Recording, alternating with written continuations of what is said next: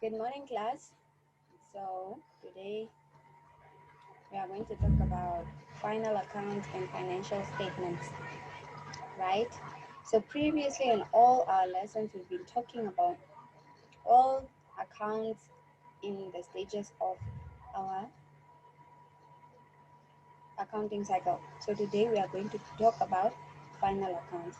So, final accounts are the conclusion of all the books that we've dealt with. I mean, from the books of base entry, the ledgers, and the journals, the trial balance, and so on. Okay, so today we are going to look at final accounts. So, what are final accounts? Final accounts are statements that are prepared at the end of a financial statement or accounts that appear in the final stages of our accounting cycle. So, in these final accounts, we are required to prepare financial statements. So, let's look at our first financial statement, which is the income statement. So, what is an income statement? An income statement is a statement that is used to calculate the net profit or the lost profit of that business, right? So, it as a profit-making business, you always want to see if you made a profit or a loss at the end of the financial year, right? So, this income statement is there to calculate the net profit or loss of the business. Now, an income statement is used for many reasons, right? And we need it for so many reasons. And one of the main reasons here is planning ahead. So when you, as a business, prepare income statements every year, it helps you to plan ahead, right? Planning ahead simply just means like, let's say if you've been making consecutive losses, for example, in your business. So the moment you realize you've been making so many losses, you realize, okay, I'm probably doing something wrong. So what am I gonna do now? What am I gonna do in the future if my business keep making so many losses? You maybe think of selling a business, bring up innovative ideas to improve a business and see and start earning profits or so on. It helps you to plan ahead. Next point is it helps to obtain loans from banks, from other businesses, and from private individuals. So obviously, if your income statement is always favorable and it always shows profits all the time, it helps you obtain loans very easy because the institutions will definitely see that, okay, there is a guarantee that if we give loans to this business, they will definitely pay us back with no problems. The next point is telling prospective business partners how successful the business is. So, if the business has been making so many profits, you will be very proud to tell your business partners that our business has been very successful and this is how we've been doing.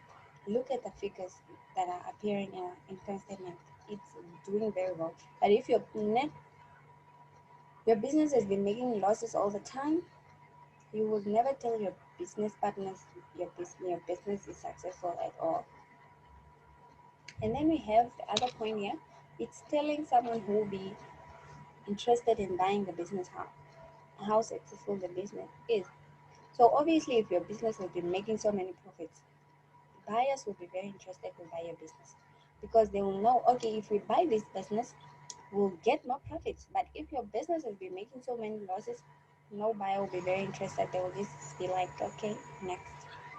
So let's check our next point. Our next point is calculating the tax due on the profit so that the correct amount of tax can be paid to the authorities. So obviously, if your income statement is showing consecutive profits, the tax authorities will always calculate your profits very correctly and they won't be making any errors or they won't be experiencing any issues. But if your business has been making so many losses, obviously they will be very confused. Should they deduct the losses, or deduct taxes from your losses, or how are they going to deal with it, right? So now that we know the importance of the income statement and we know what it is, let's look at the format on how to prepare one, right? So here's our format of income statement. First of all, when you are preparing your income statement, you should always, very, very important, please note down, you should always write your heading. Now, your heading, this is your heading.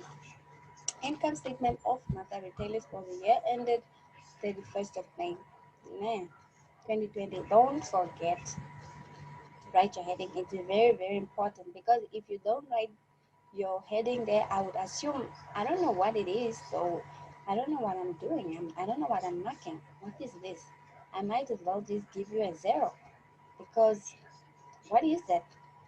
Is it a cash book? Okay, please take note. So, so when we are drawing our income statement, it's a three-column account, right?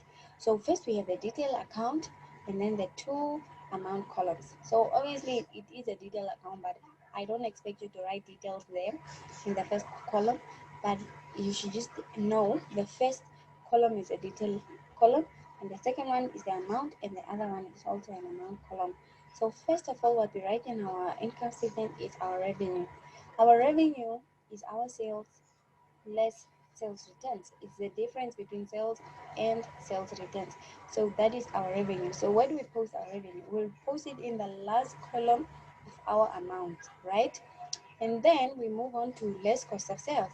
So our cost of sale consists of opening stock, purchases, and closing stock. So what do we do to our opening stock? First of all, we add our opening stock to our purchases, and after we've added those two together, we less them. We less our closing stock. Here is our closing stock and we less it from our opening stock to the purchases. In case you're wondering this word inventory, inventory is the same as stock. So I just wrote two of them there. So you, in case you see them one day, you know it's just the same. So we less the closing stock. Here we less it, right? So after we've calculated this amount, we posted to the cost of sale column here at the last column of the amount. And maybe you're wondering these brackets. These brackets just simply means that you are subtracting, right? It's either you're subtracting or it's a negative answer. So when you're subtracting, you should not really use the negative sign, just use the brackets. It's more clear and very neat. So we take our revenue amount and then we less our cost of sales, and from there we get our gross profit, right? So from the gross profit we add our income. I'm sure you know what incomes are. We have so many. We have income received, we have our rent income, we have our commission received, and the list goes on. So you are going to add them here under your income column, and your amount should always be posted there. And after you've added your income, you less your expenses. So you know they have a list of so many expenses: water, electricity, telephone, depreciation, and the list goes on. And after we've less our expenses here, you see, and I said whenever you're lessing, you should always include the brackets, right? The brackets just indicate that you are subtracting, and it's very, very important to indicate if you're subtracting or adding, because when you're adding, you don't need to do anything.